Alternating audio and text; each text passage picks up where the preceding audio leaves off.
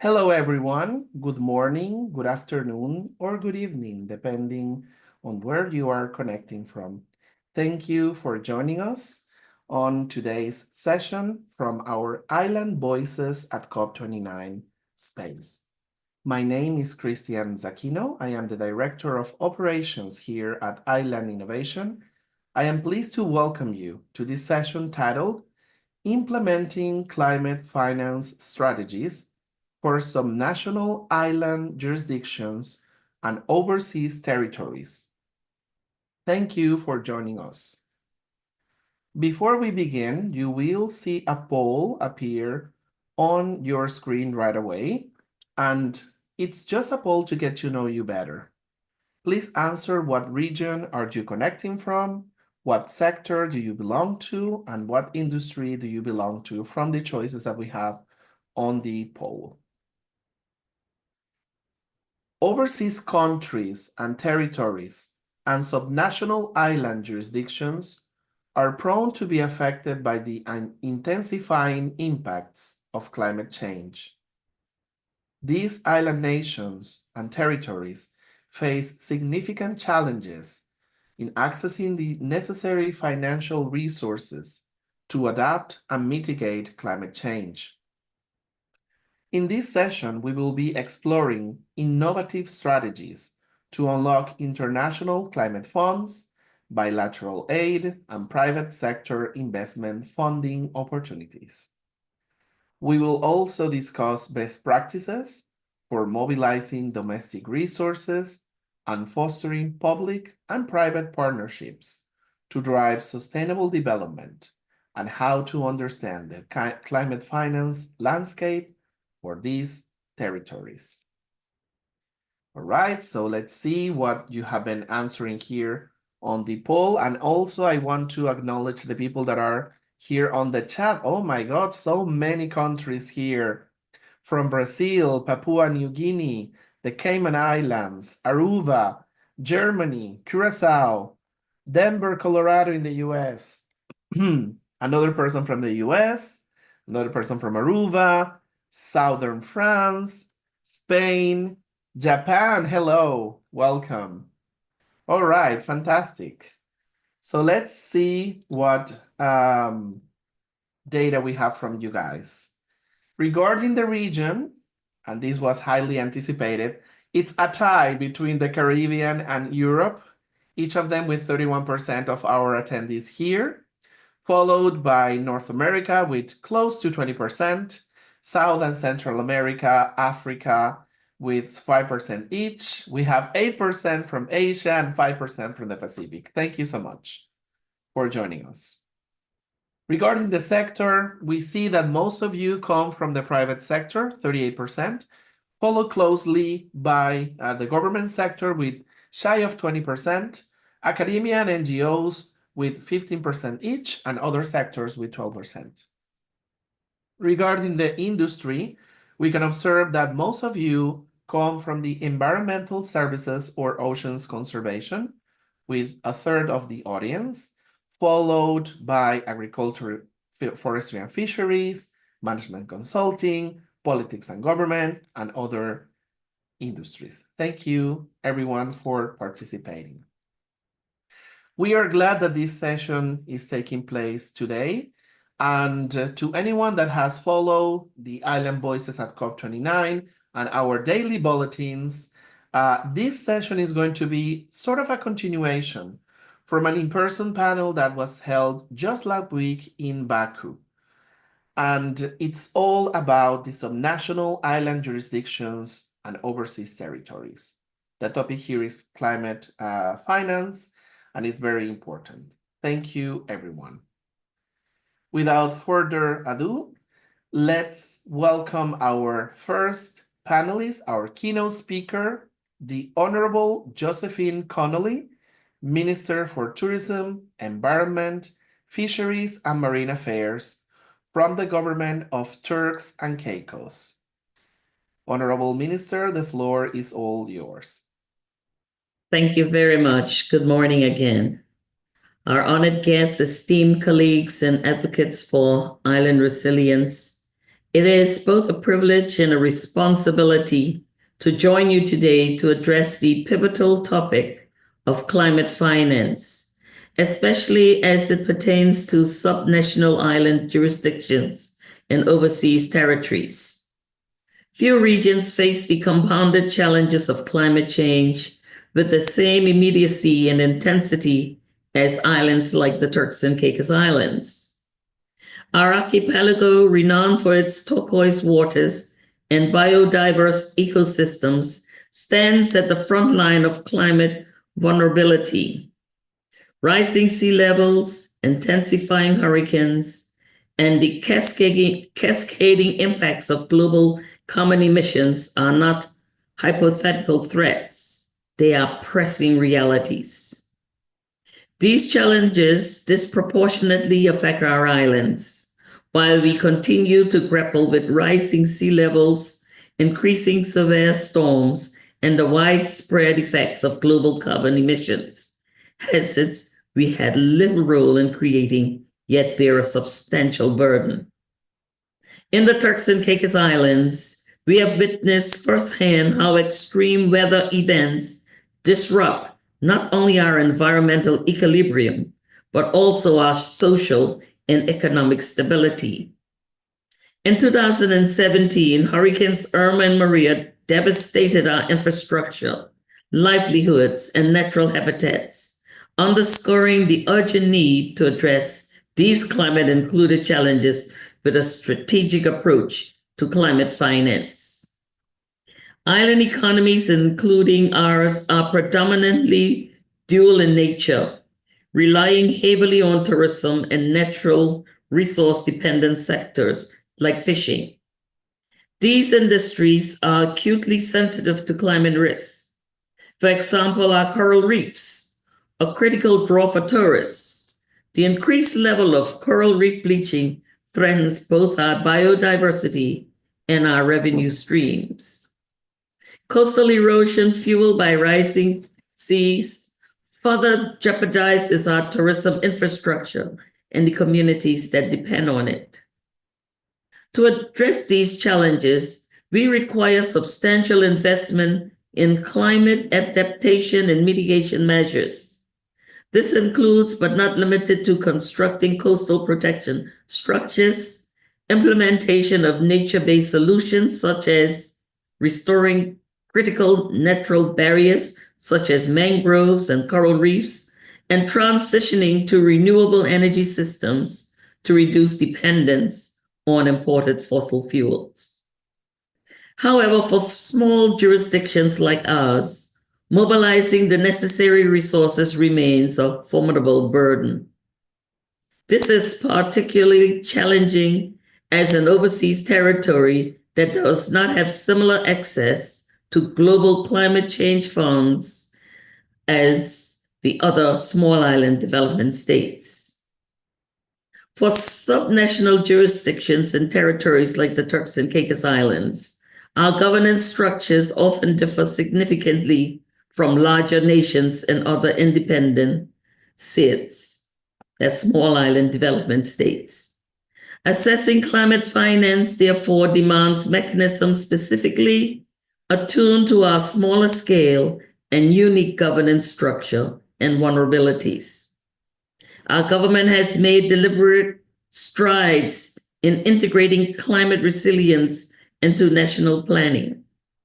A landmark moment was the signing of the Climate Change Charter during the 2022 Turks and Caicos Islands Climate Change Summit.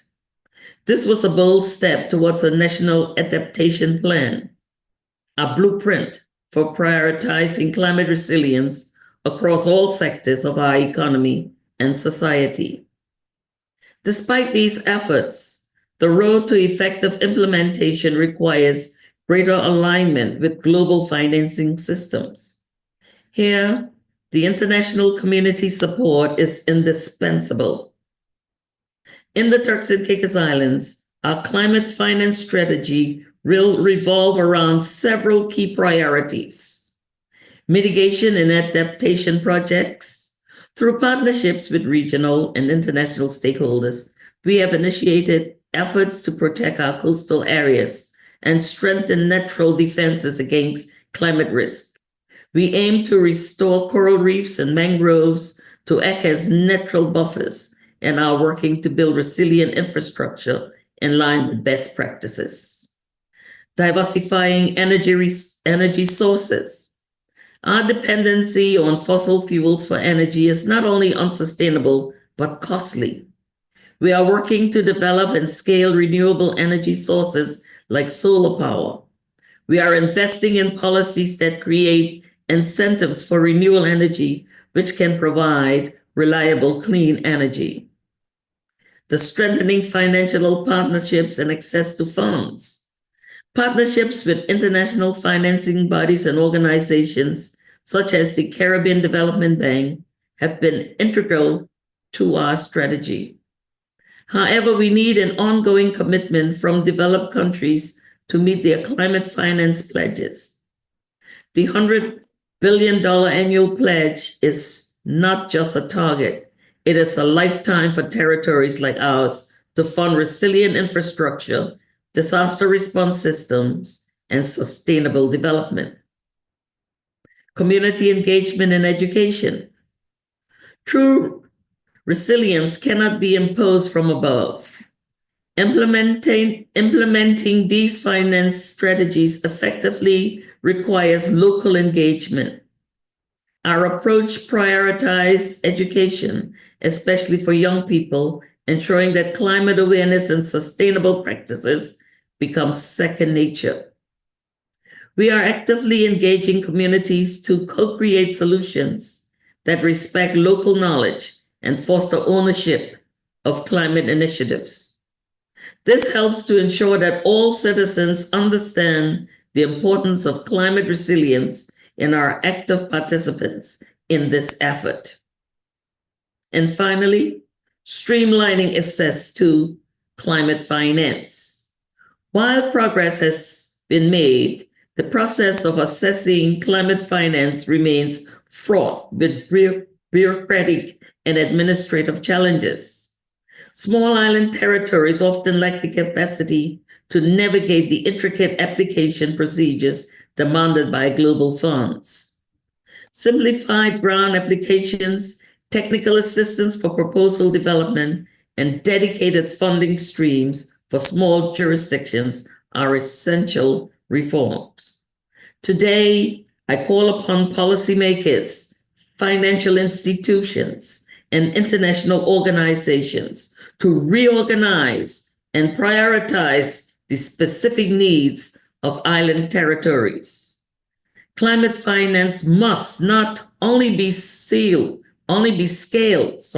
but also designed with accessibility and equity at its core. The Turks and Caicos Islands and islands worldwide cannot afford to be marginalized in this critical discourse. In conclusion, the Turks and Caicos Islands remain steadfast in our commitment to building a resilient future. Our efforts to safeguard our people, economy, and ecosystems are substantial, but we cannot succeed in isolation. Together, through collaboration and innovation, we can transform our islands into models of sustainable adaptation and resilience. Let us ensure that the voices of islands are not just heard, but acted upon. The survival of our islands depend on it. Thank you very much.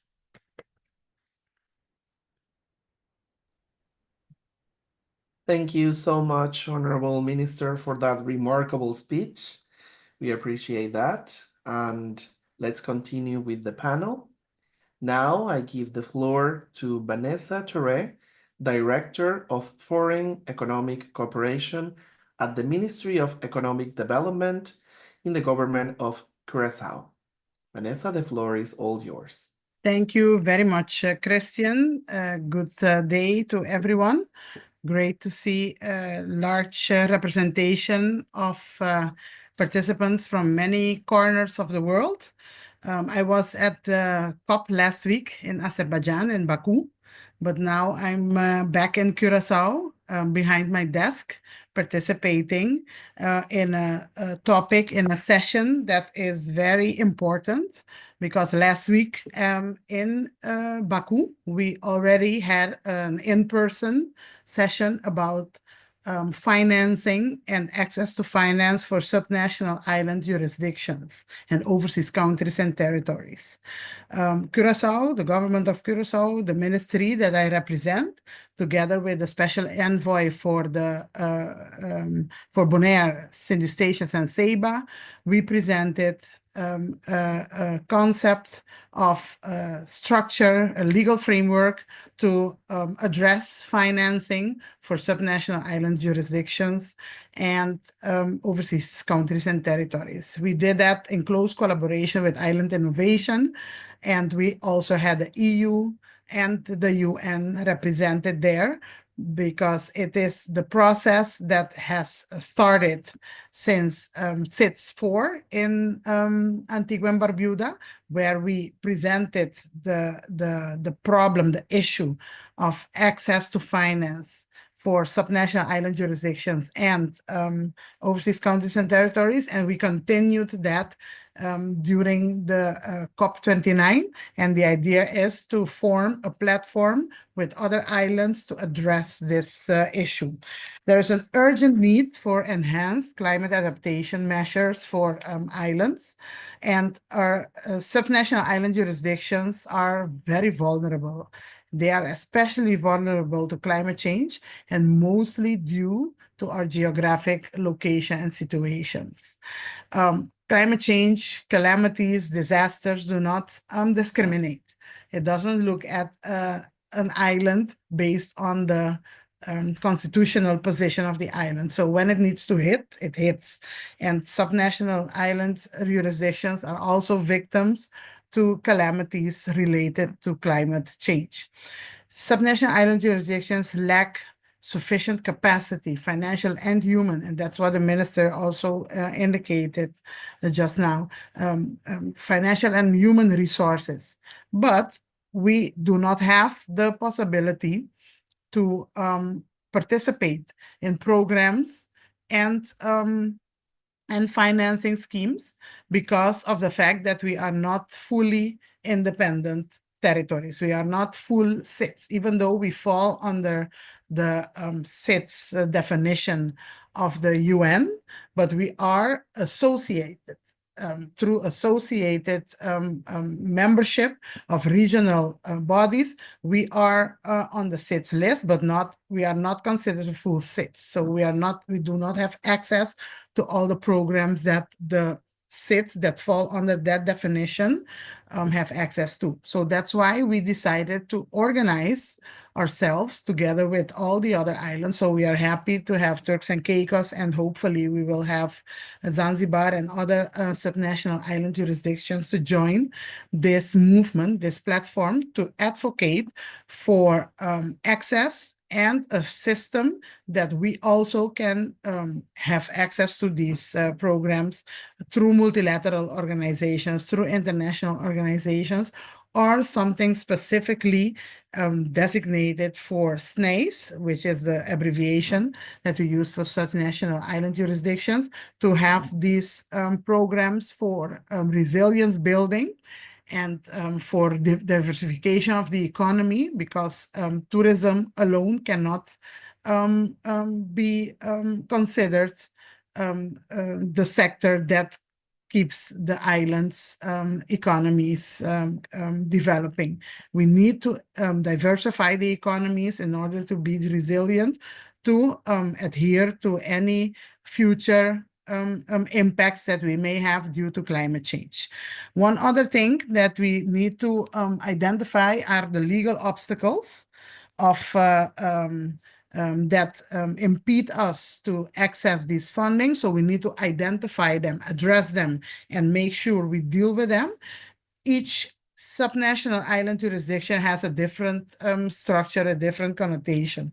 What we know, what we have is how the Netherlands, the Kingdom of the Netherlands functions, but we need to understand also how the other subnational island jurisdictions, the other SNIJs, are organized in their structures, so we are able to get to a common system where we all can participate in.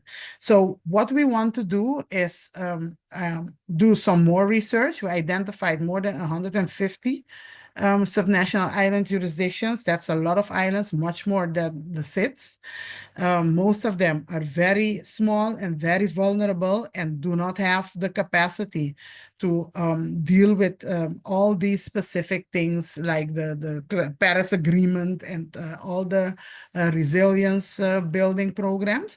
But by collaborating, by sharing knowledge, by sharing experiences, we can support and help each other, because most of the times when you're part of a larger partner, which is a continental partner, they have other problems and they are in other regions. So as islands, most of us have the same issues, the same challenges. So if islands can start sharing solutions, start sharing information with each other, I think that's already a big support.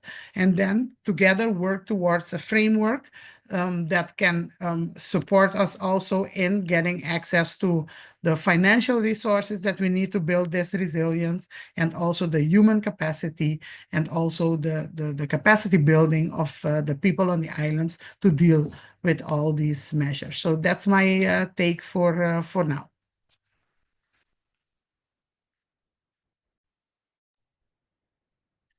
Thank you so much, Vanessa, for that intervention. It's always great to hear the differences and also the likeness that islands face around the globe, because some national island jurisdictions, the overseas territories, they share the same issues, but they do not have the same status.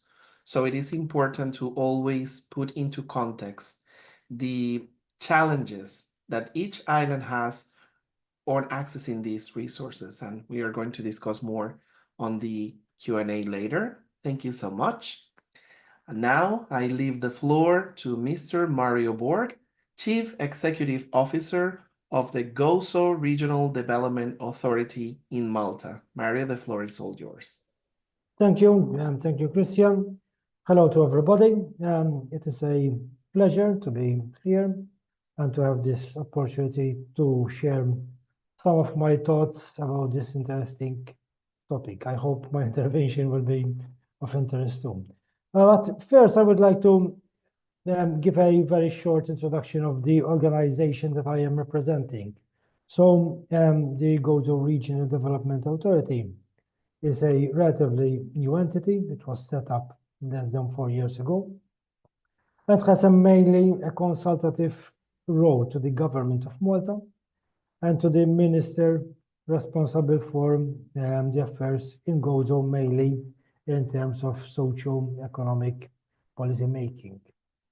And amongst other things, we push and advocate a more decentralized decision making, so that decision making is done as much as possible at a subnational level.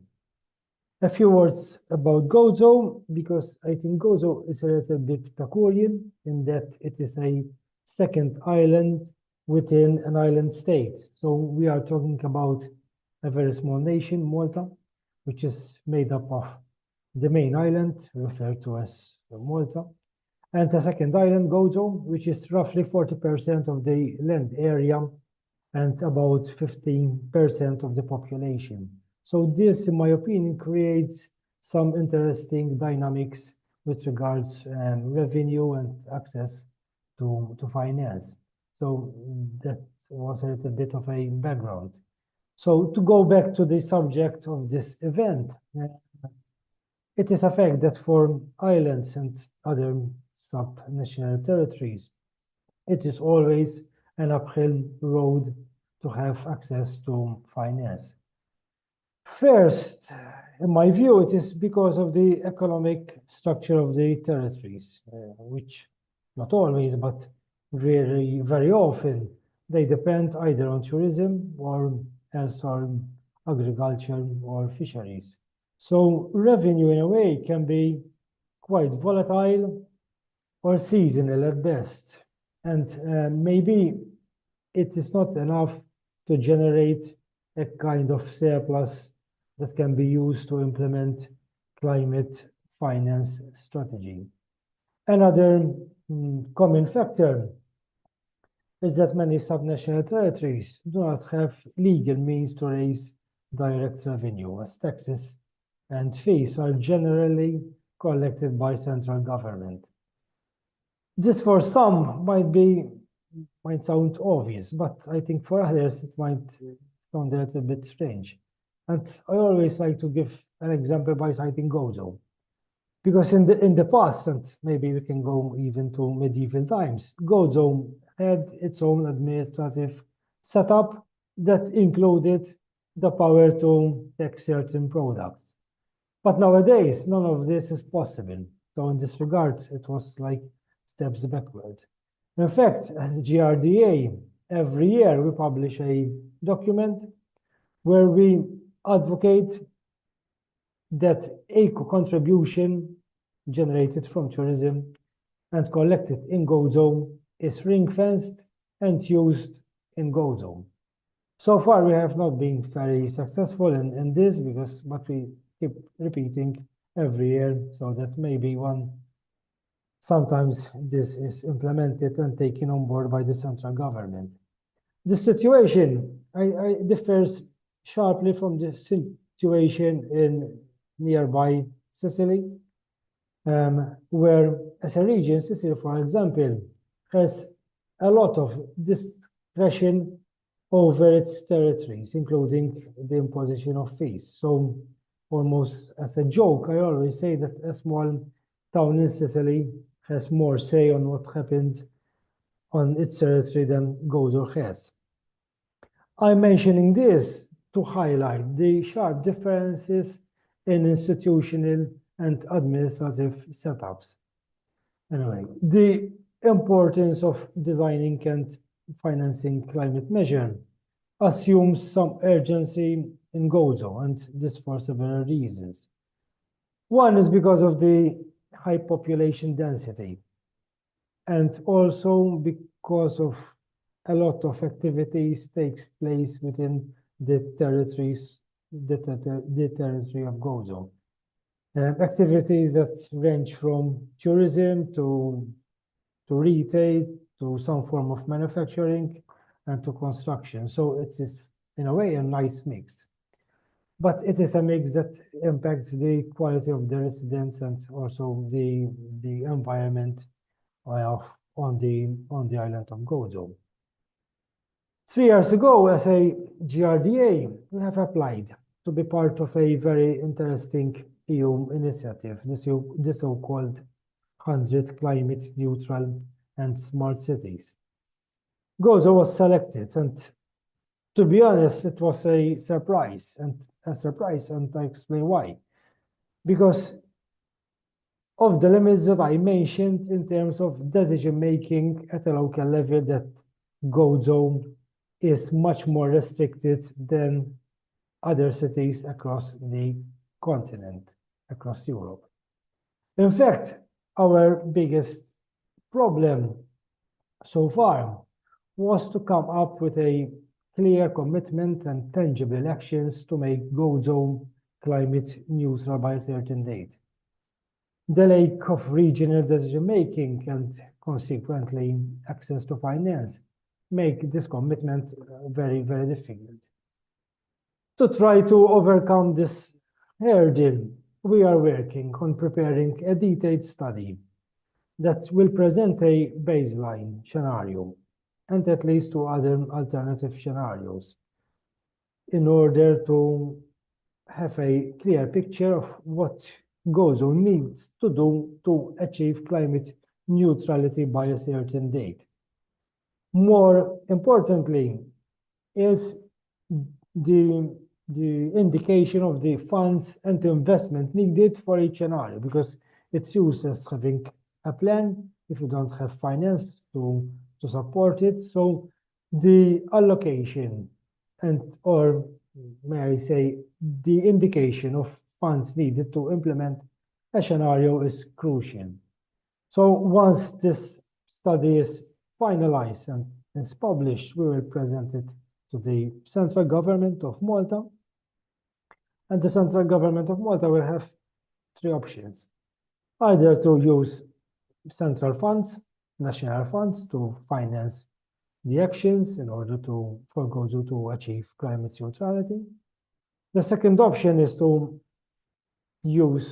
apply EU funds through maybe the Horizon program, or the third one is a combination of national funds and EU funds. But whichever of the three options will be taken, it is certain that changing and funding adaptation programs must involve the assistance of businesses and other activities.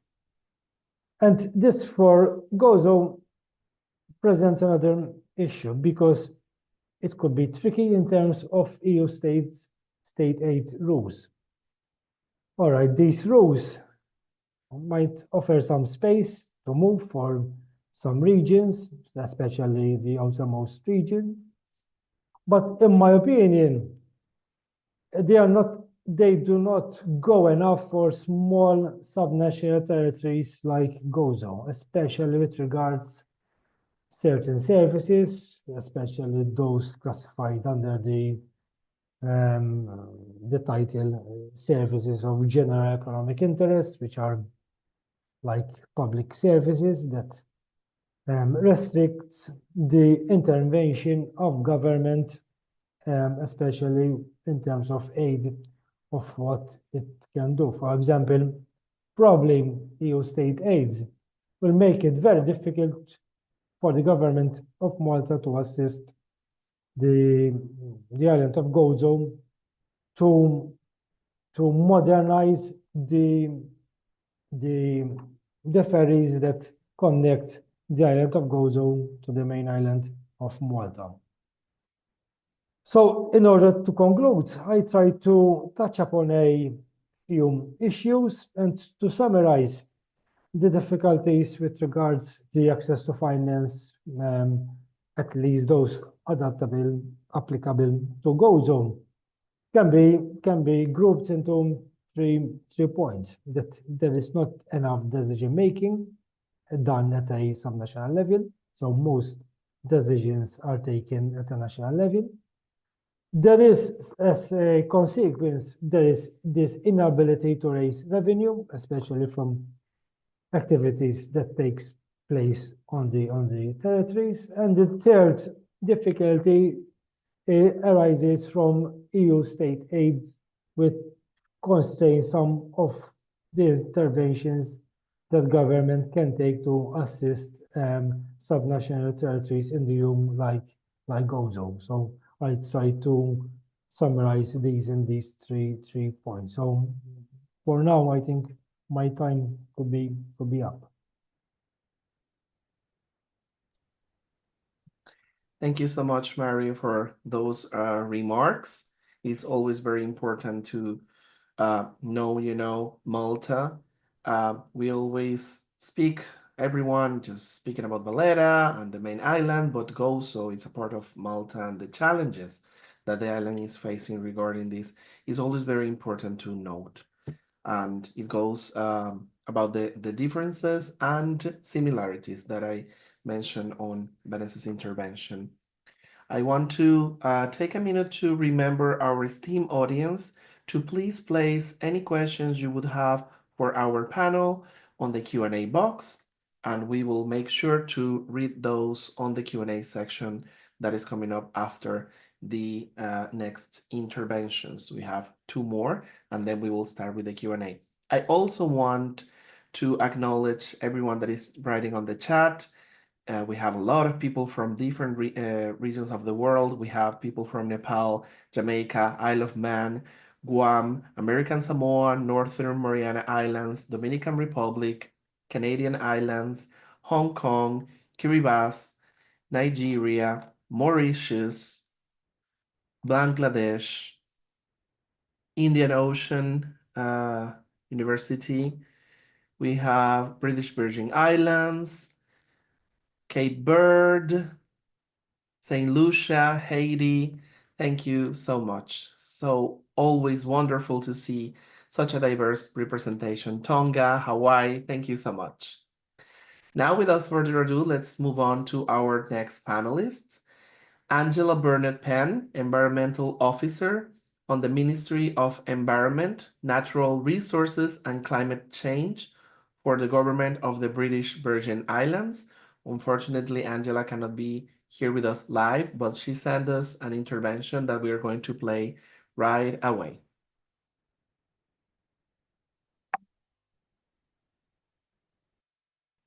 Good day, I'm Angela Burnett, Climate Change Officer for the Virgin Islands, and it is my pleasure to briefly present on the challenges and opportunities for UK overseas territories accessing climate finance.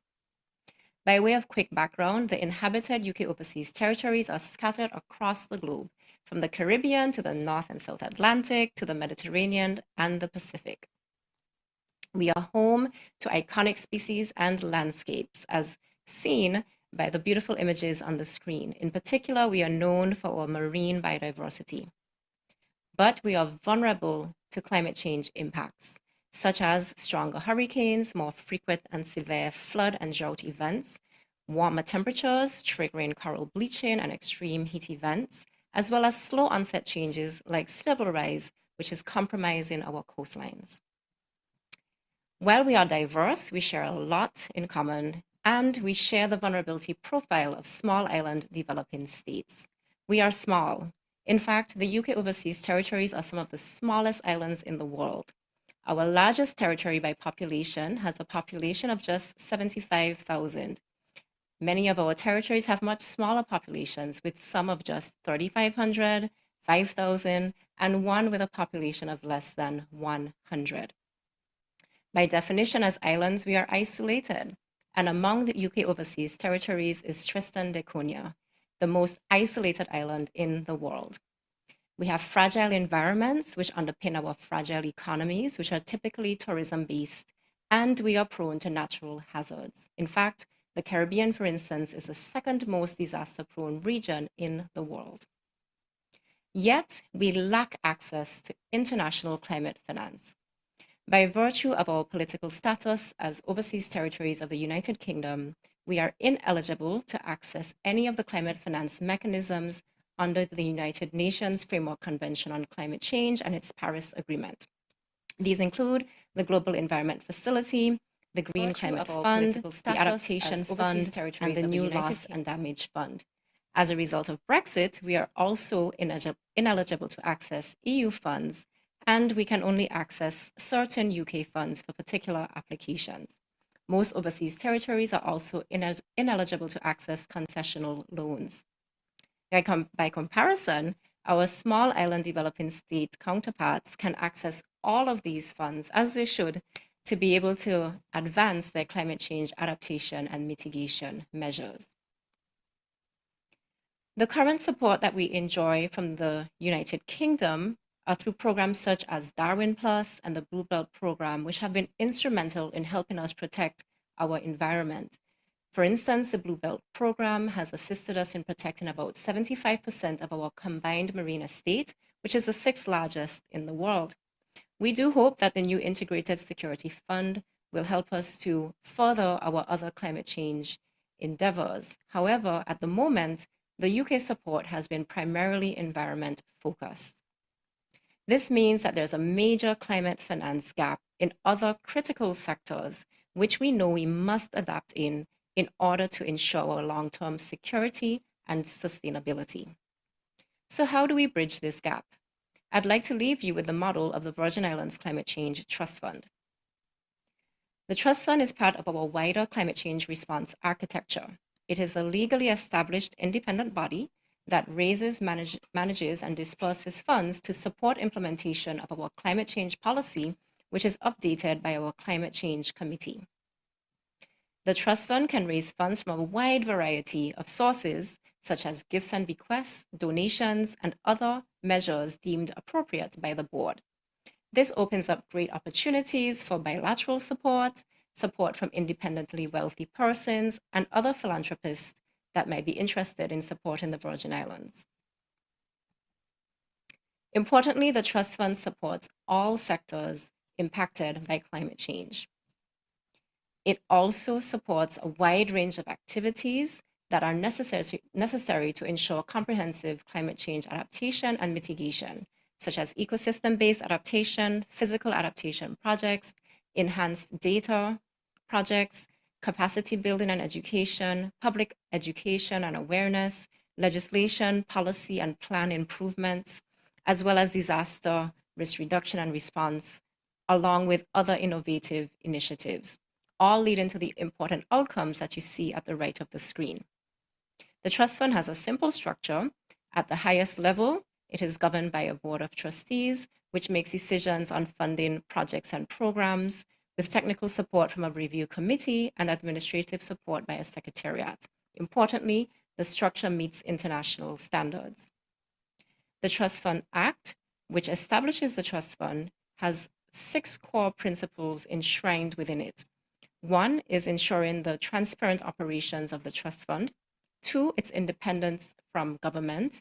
3, ensuring that there's fair and equitable access, ensuring that not just government, but private sector, academia, NGOs, and registered associations can access finance to support adaptation initiatives. 4, that there's responsible resource management. 5, that we encourage blended funding sources. And 6, that donors are empowered to support specific projects and programs.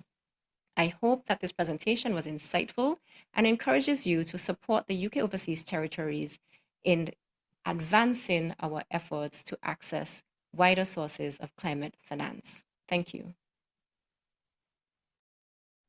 Thank you so much, Angela, for your intervention. Always nice to hear from the British Virgin Islands. And as you can see, a lot of issues are very similar, but the approach can be quite different. Now, without further ado, we will leave the floor to Zahor El Karousi, Deputy Principal Secretary at the Ministry of Blue Economy and Fisheries of Zanzibar, as our last intervention before we go to the Q&A. Zahor, the floor is all yours. Thank you very much. I'm also very honored to be part of this panel today. Last week, I was also in Baku, but unfortunately, I couldn't attend the in-person meeting that took place there. Funny enough, I was part of the Tanzania delegation, and at the time, the meeting overlapped with another meeting that I was attending as a Tanzanian representative. So as the name of our ministry implies, I come from the Ministry of Blue Economy and Fisheries in Zanzibar. For those who don't know, Zanzibar is a semi-autonomous archipelago, the coast of the Indian Ocean, and it's part of the United Republic of Tanzania. But as we are semi-autonomous, we have our own government. And within this government, we're one of the very few governments or states in Africa that has a full-fledged Ministry of Blue Economy and Fisheries, because we identify blue economy as part of our development. You know, being in archipelagic state, then we don't have much land, so we look into the ocean to have our development. And this Blue Economy agenda is governed by the Blue Economy Policy of 2022. And within this policy, there are 5 priority areas that I want to touch on very quickly. So we have fisheries and aquaculture as a priority sector. We have sustainable tourism, We have renewable energy, oil and gas. We have maritime trade and infrastructure. And maybe the one that is, with most relevance for this meeting today is blue economic governance, which is aimed at enhancing blue economic coordination to do with marine conservation, maritime safety and security, sustainable blue economy financing, and issues like marine spatial planning. Being part of a very big counterpart, like the mainland Tanzania is, I think, one of the biggest countries in Africa with a huge area of land. So the priorities and the challenges when it comes to climate change as compared to Zanzibar can be quite different. And also the order of priority can be very, very different. For example, there's no Ministry of Blue Economy and Fisheries for Tanzania, but there are a number of different ministries that are looking into the blue economy agenda. For the interest of time, and because others have spoken before me, I won't be repeating the same challenges that we faced, but I agree with all the speakers that these are the challenges that we face as a country as well. Being part of a union and not being recognized internationally as an independent country. So we can't, as others have said, be part of the seeds, for example, and therefore are not eligible to a lot of the funding that are there.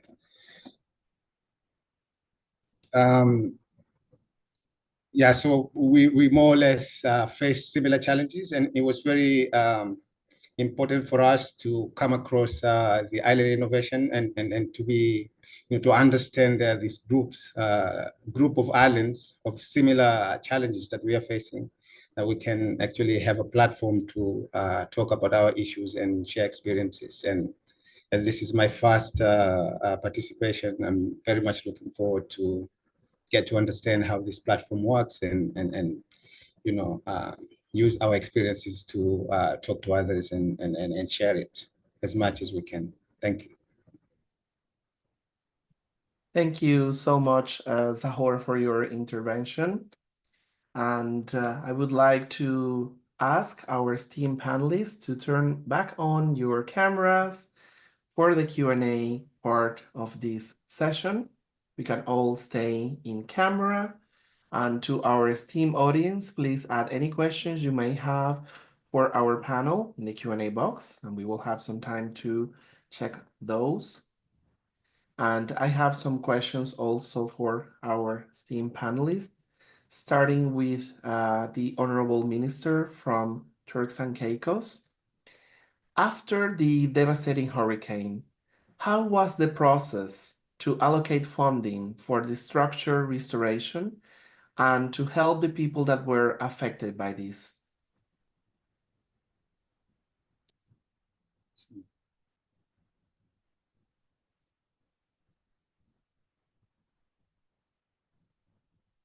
Thank you very much for your question. Yes, we had government financing. We had a risk insurance payments, so that we were able to use that to help us. But we didn't have, our damages were not as bad as some other Caribbean countries. It's just on the Turks and Caicos Islands are a group of islands. So it's only one island. We had most of the damages, but we were able to deal with that internally. And is there funding also available for future disasters that may occur? Because, in the Caribbean, we are used to having hurricanes every year, and all of the islands, there's no island that cannot be safe from this because of our natural structure, and also the way that sometimes, we have housing that is near to the shore that may be affected. Sometimes it's not housing, but it's hotels or any other structures. Are there plans in place every year allocated in the budget for any potential situation that may occur? Yes, that's a good question. We have our government contingency fund, and we also have our risk insurance. Fantastic. And taking the same approach, but in Curacao, Vanessa, how are these situations with these disasters that may occur, especially during the hurricane season? How is that handled? Are there some preparations regarding the budget that are always allocated for these situations, or is it just a matter of seeing when it happens and taking it from there and perhaps ask for more resources? Well, in the case of Curacao, and the same can also be said for Aruba and Bonaire, we are more at the southern part of the Caribbean. And most of the times when the systems form in the Atlantic, they move upwards towards the other islands of the Caribbean. Sometimes we feel like some effects from a hurricane, but so far we are very grateful that we did not get a major impact hurricane for a number of years. I think more than 100 years ago, there was a hurricane that passed right directly to the island of Curacao. So in that particular case, we are always prepared for the worst, but we have not had direct impact of hurricanes the last 100 years. What we've noticed and we've had are inundations and very strong storms that hit the islands and rain immensely for a short while and bring about some issues with infrastructure. But those are things that we are dealing with, and we are handling them from our own budgets. But for an island like St. Martin, Sabines, and Eustatius, which are the other parts of the Kingdom of the Netherlands, St. Martin, for example, and Sabines and Eustatius have had impacts, major impacts of hurricanes. For example, the last one was Irma, that devastated the islands, especially St. Martin suffered a lot of damage. And it was through the structure within the kingdom that they were able to get the financial resources to build back St. Martin through a structure that the Netherlands created with the World Bank to facilitate the investments to build back better. But in this case, what we want as Curacao, as the islands at the south of the Caribbean, is to build the resilience that we need.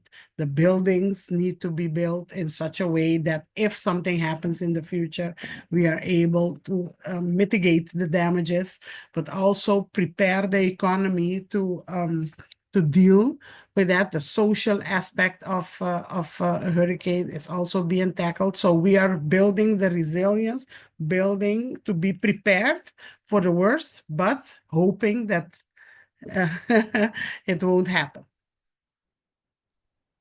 Thank you so much. And I also have another question for you regarding your intervention.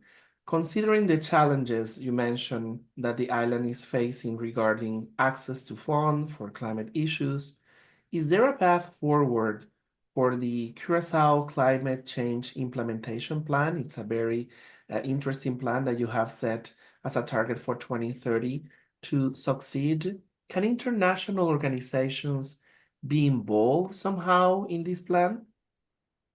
Yes, we work with many partners in this, partners that are regional, but also international. Some are international organizations, others are NGOs that are available and support the process in Curacao. We also have very good collaboration with organizations in the Netherlands, for example, to build resilience in the area of water management. We have developed together with the other partners in the kingdom a roadmap for climate resilience, and that is one of the things that we are working on. That's why we are building this financial this framework to be able to also fund all the actions, the adaptation mitigation actions that are set in the plan. It has to do with renewable energy, so we are aiming at an energy transition to become more dependent of green energy instead of fossil based energy, but also working towards food security, building more activities, creating, developing, stimulating more agricultural activities on the island to be less dependent of imports. We were hit very hard during COVID, and that accelerated the process to be more focused on developing agriculture. Also, tourism is being tackled. At this moment, tourism is growing exponentially, but we need to grow in such a way that it does not impact negatively, but try to get to a more sustainable and regenerative tourism strategy, and also diversifying the economy to be less dependent on tourism, but have more sectors, more industries that are being developed. So blue economy is also one that we are working on. We are very much in the IT sector. We have a Tier 4 data center that offers us excellent opportunities to grow the IT sector on the island. And during the pandemic, that was one of the sectors that grew enormously, but also activities in the area of creative education, but also port and maritime services, which are also blue economy related. We see opportunities. So diversifying the economy to be less dependent on one pillar, and also dealing with energy transition, dealing with sustainable water management, make sure our coasts are protected, our coral reefs are regenerating, and also mangroves that need to help us build this stronger natural buffer, so we are able to be prepared for anything that hits us. But that's where we are at the moment. Thank you so much. Remarkable. All right. I have a question for Mario regarding funds for climate finance in Gozo and Malta in general. Are these funds more allocated towards mitigation, such as reducing carbon emissions, or are they more allocated towards climate adaptation, in your opinion? I don't have a straight answer, because most of the funds are managed or are allocated at a national level. So I have just an idea what's going on, but I'm not part of the decision-making process. So if I can give a short answer, in my view, it's a combination of both. What has been done over the last few weeks is another authority, another entity has been set up, specifically to manage climate change in Malta. So there is a separate national entity that its remit is to take action with regards climate change in Malta. And in terms of what its remit, it has, my understanding, it has also the legislative tool to impose standards and to impose fees and penalties where needed. So it's a combination, just to answer your question, it's a combination of both of them. Thank you so much for that. And it's always interesting to know that new entities are being formed to cope with these situations in different islands around the globe. I have a question for you, Zahor, regarding the challenges that Zanzibar is facing in accessing climate finance funds. Are these challenges preventing from the funds for the funds to be allocated, or are they making the process a little bit more difficult? You know, considering the difference in your status as a subnational island jurisdiction from Tanzania. Yeah, thank you. Thank you for that question. So basically, the government arrangement in Tanzania is that there are issues that are dealt at the United Republic of Tanzania level.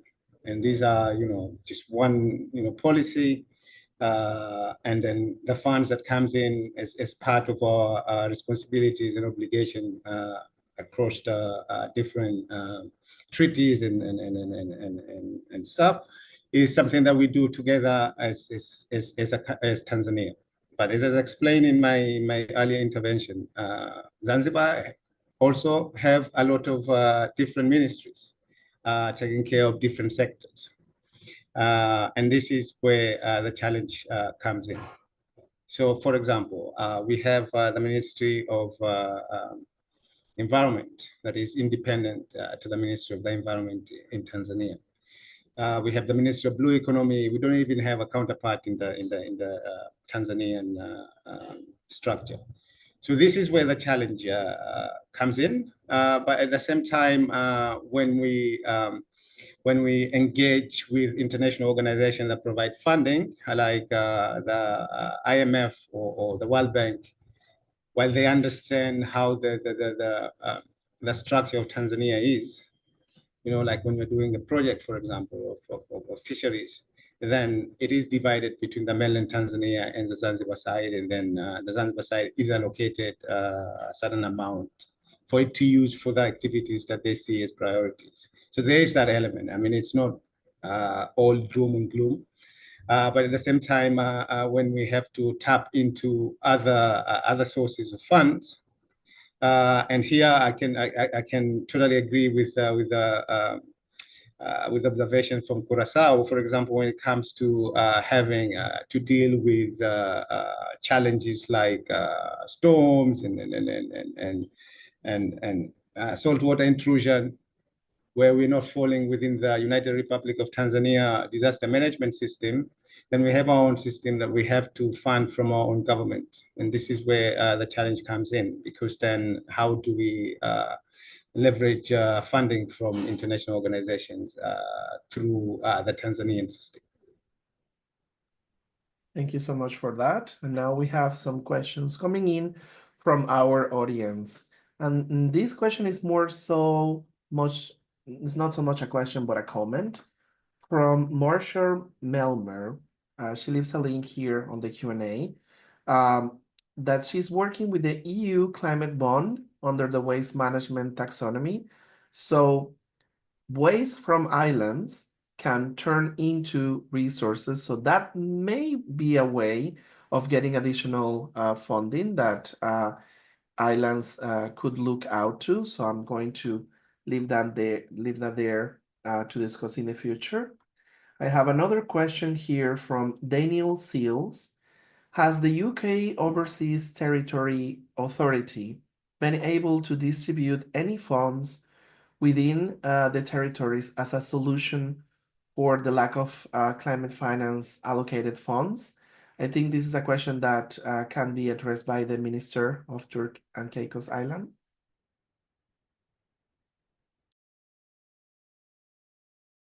You're muted, sorry. Yes, thank you very much. The answer to that is no. Right. But I just want to go on a little bit further. As I said before, we are a multi-island destination. And the island we call the breadbasket of the Turks and Caicos Islands is Providenciales. And Providenciales has not been hit as hard. It's probably one or two islands, but we were able to fund that ourselves, fund those damages ourselves. So it didn't affect our tourism, because tourism is our main industry. So we've been a bit lucky in a way. this is very interesting, self-funding, right? That each of the islands, whether you are a subnational island jurisdiction or you are an overseas territory, self-funding becomes the norm, right? If you have a thriving tourism industry, if you Yes. have the IT sector, like Vanessa mentioned, in Curacao, it grew immensely during the pandemic. And it's also what the Regional Development Authority in Gozo is looking for, right, Mario? Trying to see how new ways to attract this funding from the private sector, from entrepreneurs.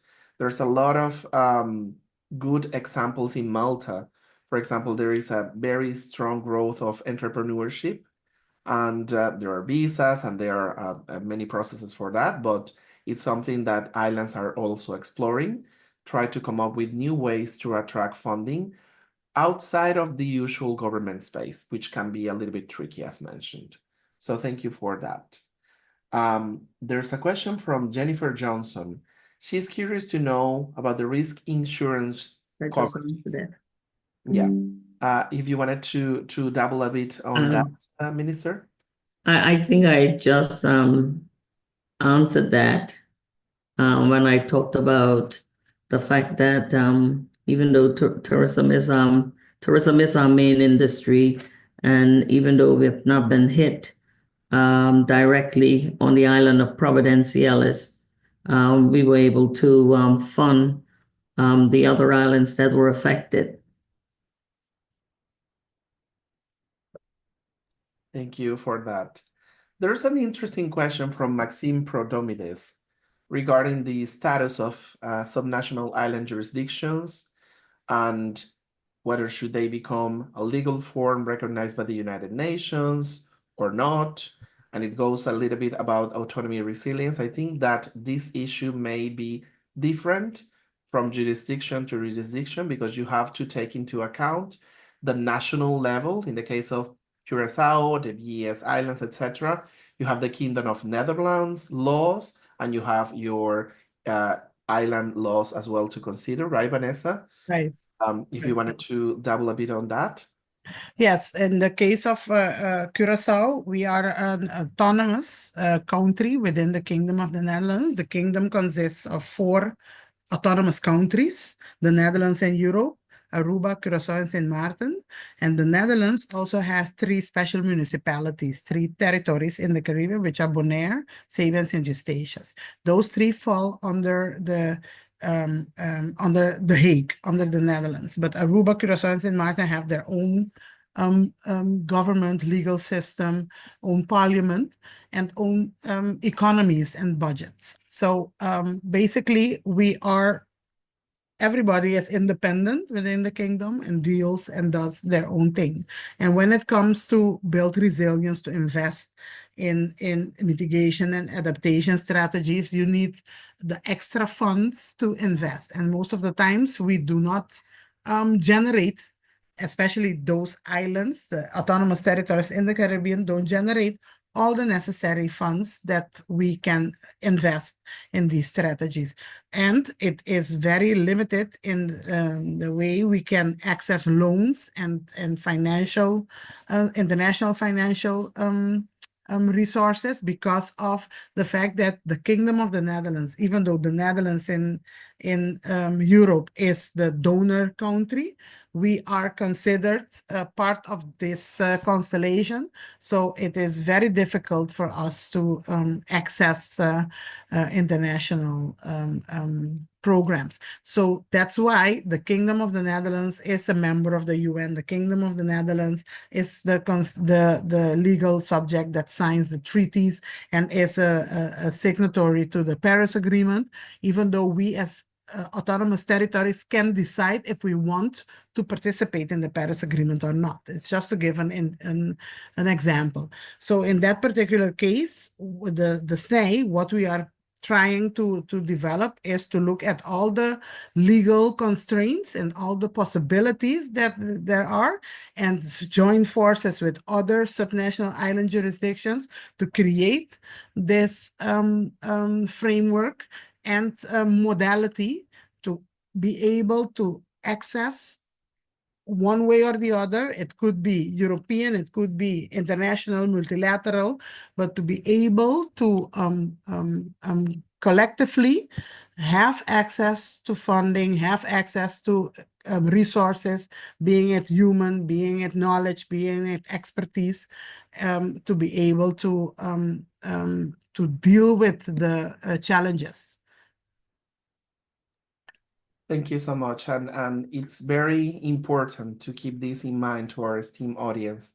The more the islands can gather and share resources, share plans, discuss in these type of forums or in COP or in any other event, it's better.